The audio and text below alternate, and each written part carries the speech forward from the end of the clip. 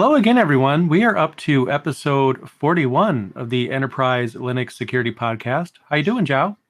I'm fine, Jay. It's always a pleasure to be here with you for another great episode of the podcast. This one is going to be fun, and I've seen this in the comments. We're going to introduce the Enterprise Linux Security Bingo. So every time you hear CVE, vulnerability, patch, or best practice, and this one is going to be tricky because we intentionally try to avoid it, it's okay to take a sip. Yep. Drink responsibly and also listen responsibly. You might make it halfway through the episode. Gosh, I'd wonder if anyone would make it through 10% of the episode because we usually mention CVE within the first 1 minute or half a minute. I guess this is the exception and it's not counting in the intro, by the way, right? So we have to get started, which we haven't done yet. So don't do anything yet. You might actually survive a few minutes on this one. So let's get into it. Today we're going to be looking at an interview that was published on tripwire.com. It was an interview with Aman Sood, the head of cybersecurity at a company called Jimdo. They do website building for small businesses. That's not relevant for the actual story. The interview was conducted by Philip Ingram, who has a CISO stories section on Tripwire. And there are some interesting tidbits. Most of the answers that we'll be covering are things that directly tie into stuff that we already covered previously in the podcast. But it goes to show that even if some people might not agree with everything, we're not that off the mark when we're talking about these issues. And these are real things that real companies are struggling with. I feel like anybody that's been doing anything IT or security related for a couple of months will start to, see some things that we're talking about, some of the difficulties, because a lot of the things in this article, which we will have linked down below, is just like bringing back memories. Because I mean, the things that this individual Aman is talking about, I'm like, yep. I've been there. Yeah. That's hard. That is actually legit hard. That's a legit problem. I haven't seen anything that I disagree with quite yet. I think he's pretty spot on. So I feel like this is just coming around full circle for us. Yeah, most of the answers, obviously it comes from his position, are from a CISO standpoint. We will probably be taking the subject matter a bit more relatable to sysadmins and cybersecurity practitioners in general, not just the CISO level, but this will be relevant for all of those target audiences. So taking this from the top, the interview starts off light. So he's asked about what essential skills he considers that someone on his position should have and someone that's trying to get into the CISO position should have. And he comes up with soft skills, basically. You need to get the right message across, so you need to be good at persuasive influence, communication, and storytelling. Yep. I've seen this come up time and time again on the Twitter discussions, and when people are asking about advice on how to get into cybersecurity and all of that, then usually all of these get pointed out as being essential. And most often they'll be singled out before any of the technical skills. Before learning how to code, before learning how to do data analysis, before doing any type of actually technical things, you should be able to write a compelling story. You should be able to make a compelling case around a given incident, a given threat, anything like that. Because the main issue here is that at the CISO level, you'll be explaining to your C-level partners and to the CEO why something is affecting the business. Not so much at the technical level. Nobody there is going to care if it's a buffer overflow or if it's anything else. They'll just need to understand what the business impact of that particular threat will be, whether it's going to be disruption of production, or the customers won't be able to make purchases, or you won't be able to deliver on time, or the systems will be unavailable. All of those are business-related aspects. Not so much that the threat actor is exploiting port 3389 and getting to a remote desktop and infecting the machines with ransomware. That's very fine and good. That's a good conversation for you to have with your IT team when discussing the actual problem, but not so much for a C-level meeting. Yeah, I feel like a good security report should be exciting and disturbing at the same time. And that's how you know that it's good, because it's going to have all the relevant information. Also, it needs to have obviously what occurred and things like that. And yeah, so I'm in complete agreement about that for sure. And Yeah, documentation, we talk about that, but like you said, storytelling, we have to know. And when it comes to the upper level managers, usually what they want to know in general are three things. What happened? When is it going to be back up and running? And how do we prevent this from happening again? Those are usually the three most common things that upper level managers will ask for. And you're right. They don't, I mean, you could tell them that there's a buffer overflow, but you're probably going to get a strange look. And if you tell them, like, there's a problem with my SQL, they'll probably say, use somebody else's SQL. You're still on a roll with those. Yep. Okay, but getting to the point of this, Mhm. you also need good presentation skills, and this is something that he doesn't mention. But being able to stand before a non-technical crowd and explaining the problem is also going to be useful if you're in that position, because most often you're not going to be introducing just the reports. You have to do a presentation, what the impact is, and explain that during the actual meeting. So yeah, getting that presentation skill, being able to talk in public, that's also going to be important. If you're trying to break into cybersecurity, the actual technical skills that you need beyond this, and this isn't mentioned in the interview, other relevant technical skills that you may need here. For example, good data analysis. You'll be dealing with lots of numbers coming out from logs that you're going to grab and count occurrences from. You're going to be looking at data that comes from geolocation, from systems that are breached and all of that. So data analysis, being able to use Excel or something equivalent from the open office or whatever you're using, being able to use something like Excel to process the data, being good at that and being able to do those queries quickly and efficiently, that's also pretty good skill if you're going to break into cybersecurity. Having system knowledge is always going to be great. So yeah, understanding how operating systems work and all of that. And then knowing a bit of programming. Programming is not necessarily a hard requirement for cybersecurity. If you have it, great, but most often the threat analysis and the security testing won't require it immediately. So it's something that you can pick up along the time that you're doing the job.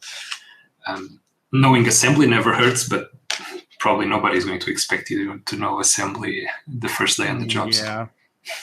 Well, I mean, it doesn't hurt, but what about your mental health state if you have to learn that? Actually, I'm of course joking. That's a lot of fun, and I believe that it in programming is great, but it is one of those things where I feel like security people touch pretty much everything. Like I can't think of anything they don't have to know a little bit of. They don't have to be an expert, like you were saying, but in any particular thing, but having knowledge across the board, at least what a variable is and a global variable versus local variable, and how something can get out of bounds is very important to know. You may not understand how to write a complete application from scratch, and that's totally fine, but you can still pick up on those things, to your point. Yeah. So yeah, moving on, Aman is then asked about if he would start to build a new security program at a new place, what advice would he give as the first step or something like that? What should organizations focus on? And his answer is pretty interesting. It touches on something we mentioned before. He mentions that you should be able to get, let me see if I get it right. Okay, if you should be able to have accurate information and management of enterprise assets. What this means is that you should be able to quickly understand everything that's in your organization. You should be able to know all the systems that are connected, all the assets that are connected.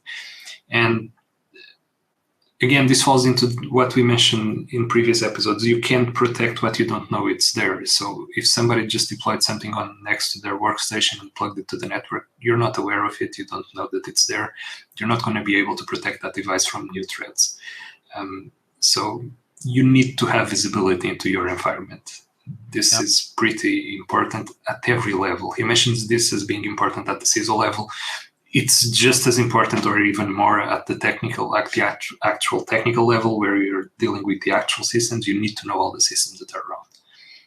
Right. And I feel like there's some questions that you can get asked that you need to have an answer to, and it is extremely awkward if you don't. So if someone in the management chain is asking you, wait, you didn't know about this device being connected? How did you not know that somebody connected a device to the network when you are managing, the network? That is absolutely a question you don't want to have posed to you if, you actually don't understand what's being connected.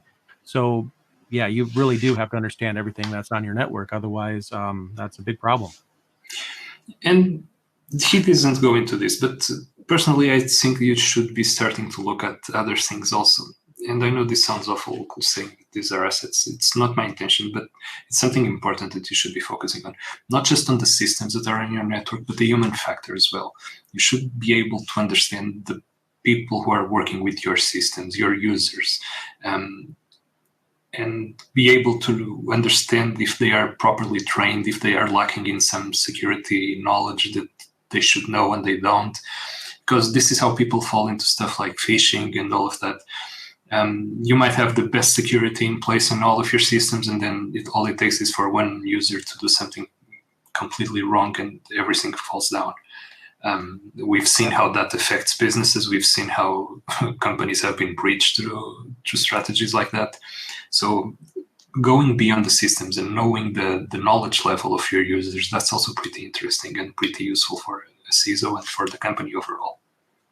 Absolutely. Yeah. And it's not always, I mean, sometimes there are, people that mean ill will, but oftentimes it's also people that don't mean harm.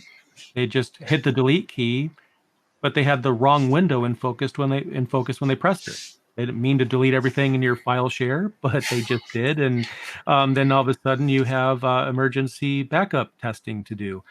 But but yeah, the human factor. I mean, we have training, like you said. People need to be trained. Don't put that flash drive in your computer that you found in the parking lot. That's probably not a good idea. Don't let that individual into the building that promises they're really good friends with the CTO or something like that.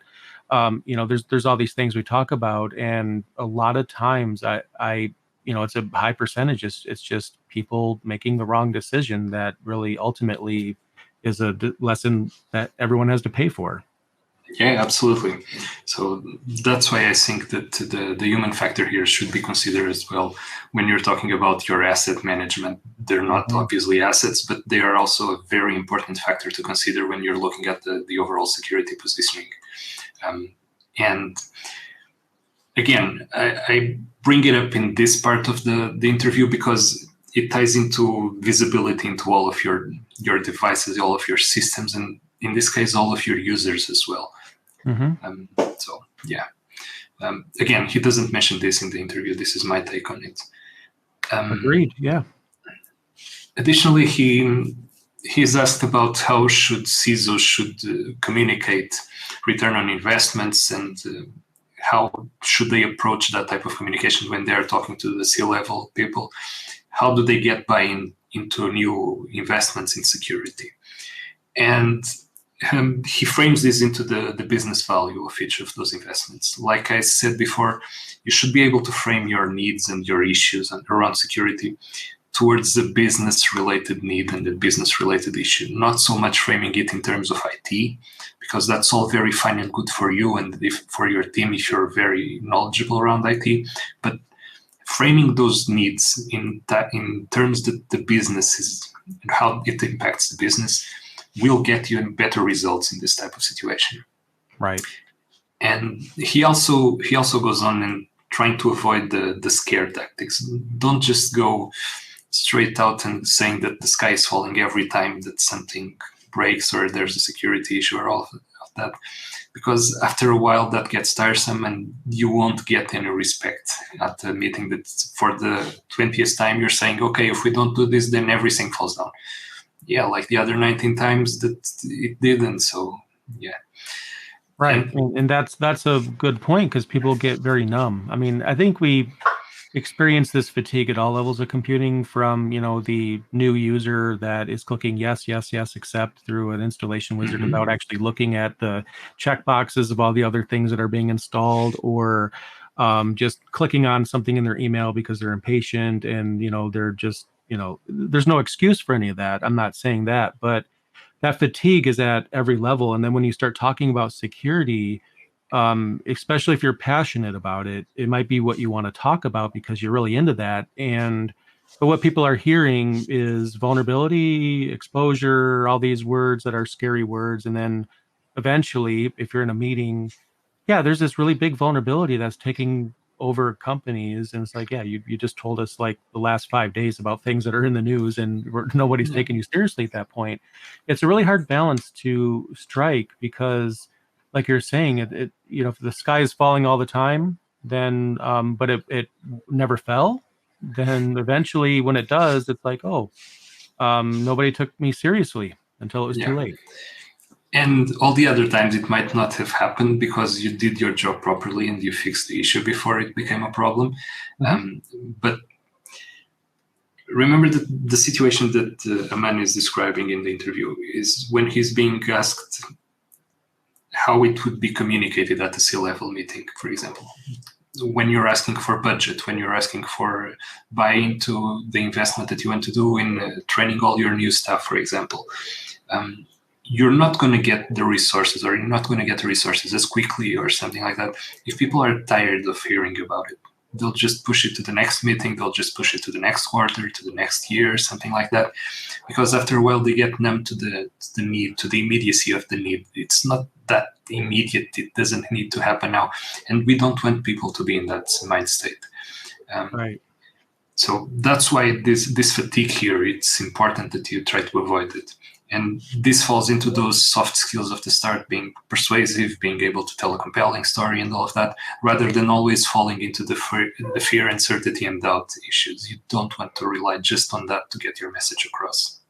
And another thing I think that is really important to understand here is I want to make sure I'm not sending the message that you should never brag about what you do. That's not what I'm saying, um, because I feel like there's a time and a place. Now there is one place where I feel like you could brag like crazy, and you should, because if there's a security incident, that's going to be a really hard situation, obviously. But if you think about your day to day, for example, let's just say there's a vulnerability in the news and it's a really big one, remote exposure, all the things that we don't want to hear. And then you patch it. You come in over the weekend or whatever, you get a maintenance window immediately because it's important. You get in there, you install the firmware update or the OS patch or whatever's required, and you confirm that the vulnerability is patched. What you should not do is say, "Yep, that was great," and then move on. Write that down.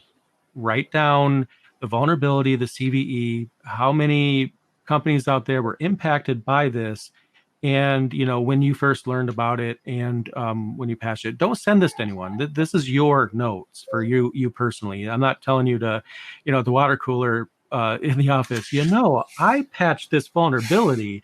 Um, I don't know if anyone really wants to hear that, but at the end of the year, when you have your performance review, I think it's a really great idea to tell your manager, these are the things that I worked on over the years. I patched this, it bit a bunch of companies, this bit a bunch of companies, and I did all these things here. So you're really letting people know at that point. And that's a great way to do it too, because what you don't want to do is have nothing to say, especially in security. If you have that incident, then someone who doesn't know any better might think that you were the problem because you didn't solve it. Absolutely make sure you keep track of your successes, but at the same time, if you keep telling everybody around the company at this, you have to have a balance, I guess is what I'm trying to say. Yeah, and that ties into one of the problems with security. If you do your job properly in security, you never have an issue. So you're basically selling people on the idea that all of your work is in the absence of something. So you're avoiding the breach, you're avoiding the bad actors getting into your systems, you're avoiding that. But there's nothing tangible to show for that. It's just the absence of a breach. There's just the absence of an attack. So you're selling your work as being something that creates nothing in effect, and Right. that's often tricky to get across. So I did Yeah. my job perfectly fine, and everything is as it should be. Yeah, great. And what are you doing here? So Yeah, exactly. Like, why are we paying you when like you have nothing to say and there's like nothing around your neck of the woods yeah, that's noteworthy? But what they don't understand is the work that you do behind the scenes to make sure that those things don't occur. And that's definitely something you don't want to lose sight of, because I feel like in a lot of ways, security, and I'm not trying to scare people away from security. What I'm trying to do is help people enjoy their job if they're in the security field. And key to that is making sure it's known that you have value, but also being fair. Don't be overconfident. Don't say, yeah, I'm going to make sure that we never have a vulnerability or breach or anything. Like, don't say that, because now you're setting yourself up for the expectation that there's going to be no vulnerabilities and or no attacks. And like we've said before, you could be the best security person on the planet and still have something happen. And bad things do happen to good people. But at the same time, you just have to make sure that you're sending the right message, keeping track of your individual successes and the things that you've worked on. And at that point, I think if, you do have a breach and someone does think, well, you should have fixed that. I mean, that's what a lot of non-technical people would think. But then your counter is, well, actually, the percentage of companies, they do have problems. And here's all the things that I helped prevent over the course of the year. And I think management especially likes it when you have that little bonus. My fix also made things run a little faster, so 10% faster production. Just try to pay attention to your victories, because I feel like we're so busy, we move on to the next thing so quickly. We don't take a minute to document, note what we've done, and make sure that's on record. Another good point on why good communication is a very interesting soft skill Yep. to have. It really is. Okay, and the next question is about how cyber attacks are changing at the moment. This is something that we've dealt with basically every single week. This is when Aman mentions that cyber criminals have become highly artistic, inventive, and opportunistic. Yeah, we've covered all of those. The new ways that they are doing the attacks, the creative ways that they are trying to get into code bases, for example, when we're talking about supply chain attacks, the ways that new systems are being compromised all the time. There is this innovation on the cyber criminal side. There is this evolution of the best practices, evolution of the way they do things, evolution of their whole ecosystem, basically, because it's not just so much one attacker or one group targeting one organization. You now have the groups that do the initial attack, the initial entry point, who will then sell the access to a secondary threat actor who does the code creation, that will then sell it to another attacker who then gets it into your systems. And then there's another team that deals with asking for the ransom and dealing with the payment and all of that. There's this whole economic model, this whole business model around the attacks currently that didn't exist like 10 years ago. And Right.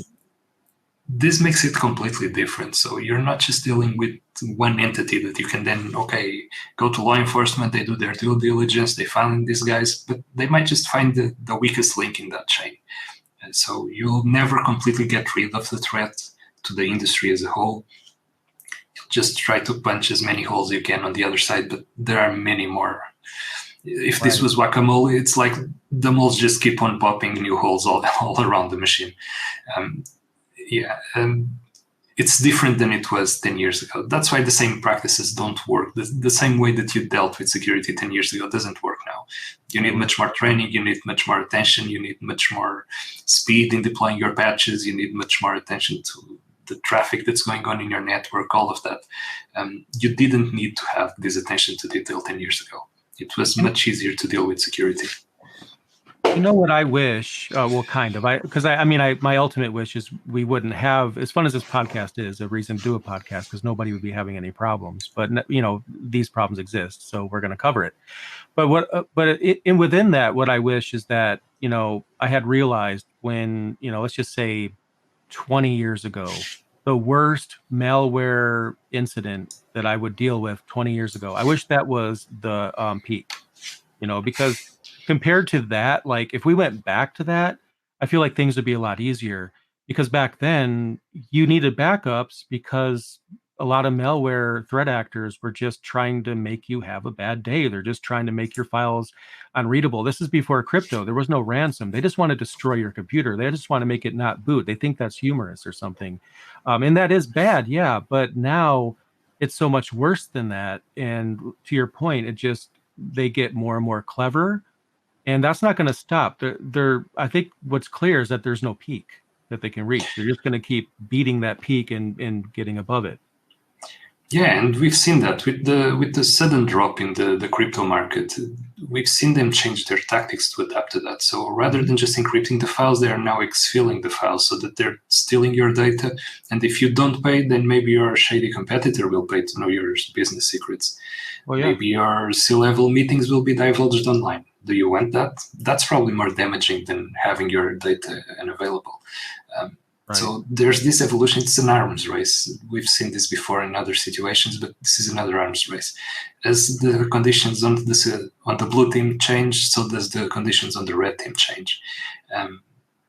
Yeah, I'd say it's a bit more than what Aman goes into in his answer, but the evolution is not just so much the creativity and all of that, and that is true. They are evolving and they're being extremely clever with the way they do their attacks, looking for breaches that nobody else had considered before. But it's just that the whole ecosystem on the threat actor side, it changed completely in the past few years. New groups, they are more specialized. They are dealing with just specific parts of an attack. They are being more focused on what they're doing. And that makes the threat larger. That makes it more important to deal quickly with new problems. Absolutely. And yeah, so many good points. And because I really want to talk about the next one when he refers to integrity, because I know that's on our list as well. Mm-hmm. And I feel like that word has many different meanings, and most, if Yes. not all, of those meanings apply to security all the same. Integrity could mean you have integrity in your character as a security professional, or to the point here, file integrity, that the files work, that they are what you backed up, and yeah, so integrity is absolutely an important thing. And then he talks about confidentiality in the same paragraph, but yeah, definitely need to talk about the integrity aspects. I think that's important. Yeah, absolutely. So he mentions this about the security principles. So confidentiality, availability, and integrity. And for him, integrity is key. So my take on what he means here by integrity, it's system integrity. It's making sure that the data you put there isn't changed at rest, for example. Because, again, on the innovation side of the attacks, they may not encrypt your data, they may not steal your data, but they might change a few items in a data table somewhere. They might change a row or two in that database. Say, for example, instead of having $1,000 in their bank account, now they have $1 million, for example. Right. And there are mechanisms to control this, obviously, but this was just a foolish example. But say, for example, an online retailer, maybe the controls there aren't as stringent. So instead of, when you make your purchase and you have your order in place and you order, say, a new computer, and then an attacker goes in and changes the number ordered after you paid from 1 to 100, you're going to receive 100 computers. And that's a clever attack. And if successful, that's a very lucrative attack. So, and that's integrity. That's making sure that not only are your systems always available, not only is the data not stolen, but it doesn't get changed without your control, without your approval, for example. Businesses rely on this. This goes beyond the IT security aspect. Businesses and business continuity relies on being able to claim they have integrity on their processes and their data.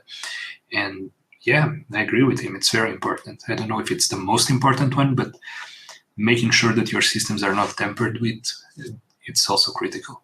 It is very critical. And there's different avenues here. And I'm going to bring up an avenue of this that I don't think is going to be the first thing that comes to mind for most people. So let's talk about config files in Linux. Okay, let's talk about a service that's running. I don't care what service it is. You have a service, there's something in the etc directory that has a config file for that service. If somebody breaks in and then they change that config file by some other means or vulnerability, and then they're able to restart the service, they're able to make a setting take effect that was previously disabled, or maybe they adjust a setting. Maybe they change your SSH port to another port that is open, for example, which would be very egregious. That's also why you should use key authentication, another story. that's another thing with integrity, that your config files, your critical system files are not being changed. But what a lot of people do, and this is a good thing and a bad thing at the same time. I think isn't necessarily something administrators do on purpose, but it is what configuration management is. If you have Puppet, Chef, Ansible, whatever it is, and let's just say that config file is managed by your configuration management utility. So hacker comes in, they change that file, they break into your system. Your configuration management solution during its next run goes through the system and notices that that file is out of spec. It's not the state that that file should be in. So it reverts that file back to what it's supposed to be, restarts the service. You discover that there's an intrusion, but then you look at the file, it's not changed. You might forget the fact that your config management solution changed it back. And that's a good thing in a way, because you want that. You don't want an unauthorized change in your system. But at the same time, what I don't feel a lot of people will do is have that situation send them an alert. Sometimes people will think, well, it changed it back, so we're good. Nah, maybe. But what if somebody got in during that window? You really do need to have some kind of like notification system that tells you that a change was made to the file. So even if your config management solution undoes that change, you still have record that something did happen and what the change was. I think that's something that a lot of people might miss because they're just, so enthused about the fact that they could put an unauthorized change in their test system and see it change back. Look at that. It got changed right back to what it's supposed to be. That's great. But these config files are a very important part of integrity. And then also, integrity, you could argue, is part of your backup solution. Are your files the files that you upload to your backup solution, are they the same? Can you read those files? Can you load them? Can you actually spin up a new VM with the VM disk backup that you have up there? So there's a lot of different definitions of integrity, but I often feel like there's just not enough focus on config files sometimes, because that can really let a lot of people into your system. Absolutely. And the thing you mentioned about backups, that's actually an attack vector there. If you have regular backups of your systems and the backup system itself gets compromised and somebody tampers with the backups there, if they manage to trash one of your systems, they don't even have to get into the system. They just need to make it fail catastrophically. They need to make it crash so that when you look at it, okay, something's wrong with the system, I need to pull back the backup. Now you're going to pull back the tampered backup.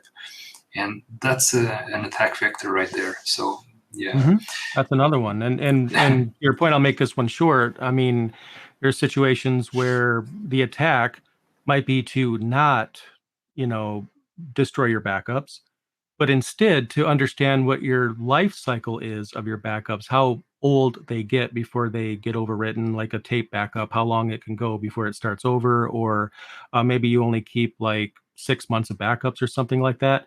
And then the hackers in your system, they could totally infect your system right now, but they decide not to do that because they want to make sure that this demon they load into your machine doesn't actually do anything, doesn't activate until after 6 months, because they found out that your backup retention is 6 months. And now all of your backups at that point have that malware in the backup because they know what your retention is. That's another avenue as well. Yeah, absolutely. Getting back to the integrity point, this is especially important for specific industries, like say finance, banks, for example, have to keep records for decades, both for their own interest and for their customers' sake. Education has to keep records of who graduated, when they graduated, their grades. And in some places, the retention period for that might not even be defined. You just have to keep that forever. So that data is probably molding away on some tape library somewhere, on some shelf somewhere filled with tapes from 20 years ago that will probably never be read again. But you need to keep but you need to keep that data, and you need to make sure that it isn't tampered with. And this is tricky when you're talking about these types of systems that are very old, that didn't consider these types of attacks because at the time they weren't a thing. Some of these backups might have been created at a time where there was no internet, and still the backups exist. You need to keep those records. You need to make them available on request, so they need to exist.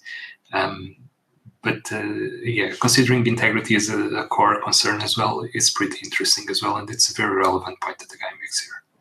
It really is. And please look up, if you don't already know, shelf life for backup media. You absolutely need to understand that. I'm not even going to go into it because it's this, rabbit hole that Yeah. probably take us another 30 minutes.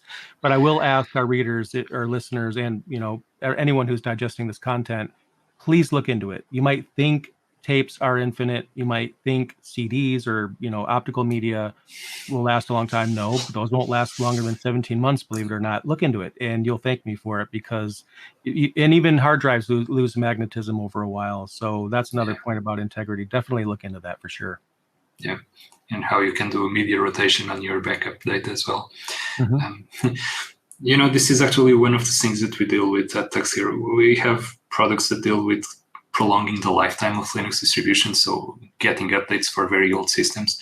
But the reasoning there is that some companies have very old systems in place just because they cannot update them, because there are no new drivers for that old backup equipment that they have.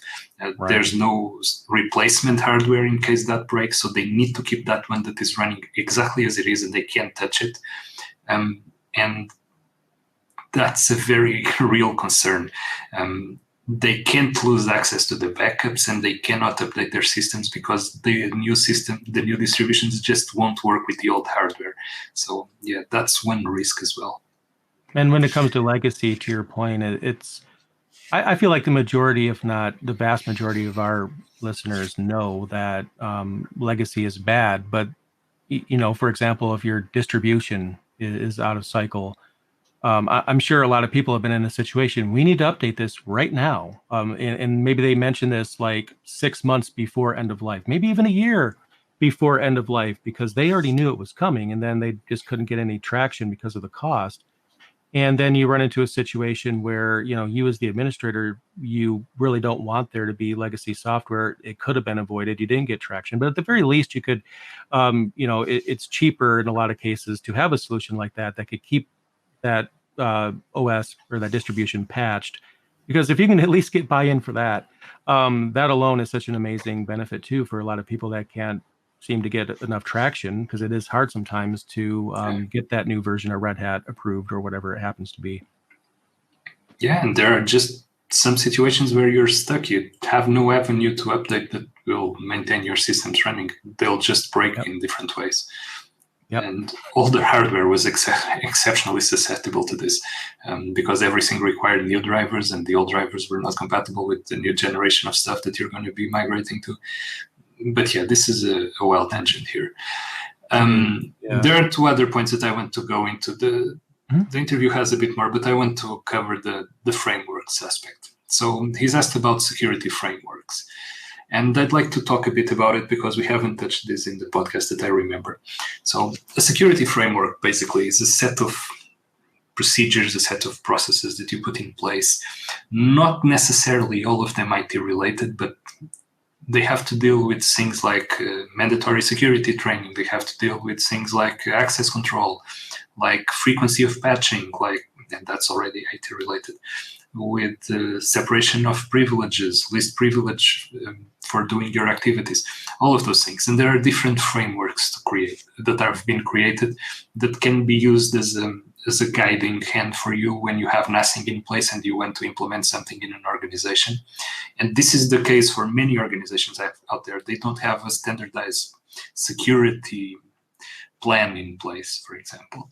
And they're looking into how to apply that because things being what they are, people are realizing that cybersecurity is a concern, so they're trying to take steps into getting that in place. But when your organization is not large enough to have the critical mass behind it, where you can actually create all of this from scratch, following a framework that's in place already, it's actually a very interesting, good place to start from. It will give you the basics. It will give you at least an overview of what you're still not doing correctly. And those are the things that you need to address first. If your systems are only being patched, say, once every 3 months, if your policy is to give everybody a local admin on their workstations, if your policy is to don't concern yourself with vulnerabilities that are not critical, all of those things, the framework will explain to you why that's not the best way to go about it, and will provide you guidance into how to improve it. This isn't the same thing as frameworks for threat modeling and all that. For example, MITRE has their attack framework that you can use on when your systems have been breached or something like that to get all of the details of the breach. It guides you into all the places that you need to look at, the logs that you need to look, and all of that. This is a more high-level overview of that.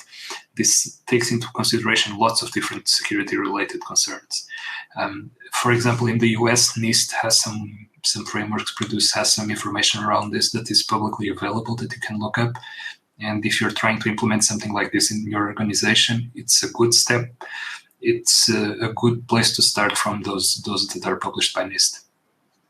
Yeah, absolutely. And I think I've seen some of those frameworks too myself. But yeah, I mean, there's so many topics to cover, and I am happy that we're covering this because these are things people need, and we're going to absolutely continue to let everybody know. And yeah. Yeah. The other thing that I would still like to cover on this interview is when he's asked about the supply chain risk, because he mentioned something that we haven't covered before, even though we've talked about supply chain attacks repeatedly in the podcast. But we've always done it through the lens of someone that was going to attack a library or was going to attack some third-party software that you're using. He goes at it and he talks about third-party data processors, for example. Mm-hmm. These are the type of companies that will work on the data that your company has and improve it or filter it or add to it or remove redundancy or something like that. And he goes at it through the lens that you need to look at their security practices. You need to make sure that when they are looking at your data, it's not being leaked somewhere, say leaky S3 bucket, for example. You have to make sure that they're following the proper standards to dealing with that data, that it doesn't get you in trouble with, say, for example, GDPR in Europe. Right. It's the type of thing that affects the supply chain because it's your vendor, it's someone that's dealing with your business, but it's not necessarily code, it's not necessarily software itself, it's the actual vendor agreement that you have with someone, it's your actual partner or something like that. And he considers this as well in the supply risk management.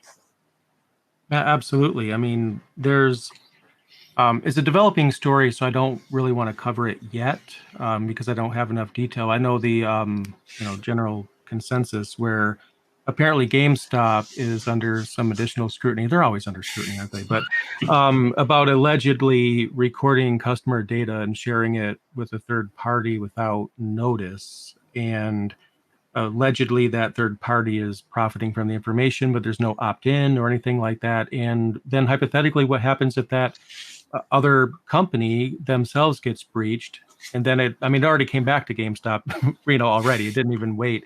But any other company probably would have had the third party get breached, and then they traced that to the company that, showed that data. And then all of a sudden that information gets leaked. That's a problem. You have to really understand all of your data, where it goes and who has a hold of it, what are their practices. And that's a big chain for sure. Absolutely. And yeah, this was basically all of the points that I wanted to cover on this interview. He makes other interesting points. I highly recommend you read the whole interview.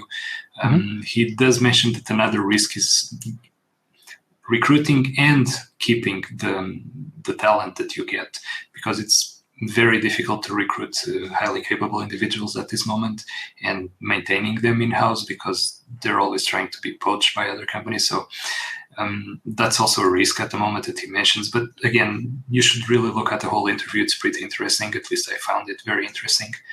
And yeah, I think it was a very good topic for the podcast today. I believe it helps you get some view, not only of what happens at the IT level, but how this translates higher up in the food chain.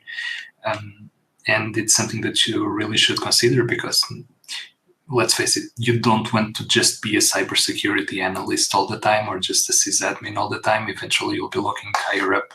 So these are the things that you should start to be looking at. I think some of the things in this article has actually gave me some ideas for additional topics for this podcast that I'll talk to you about, offline, because I think there's going to be definitely some additional topics we'll be covering that this has caused. And I love that so much because it just brings to light some of the things that I think people should know about. Yeah, absolutely. And yeah, from me, this is all. So thank you, everybody, for joining. And until the next one. Thank you very much. Bye.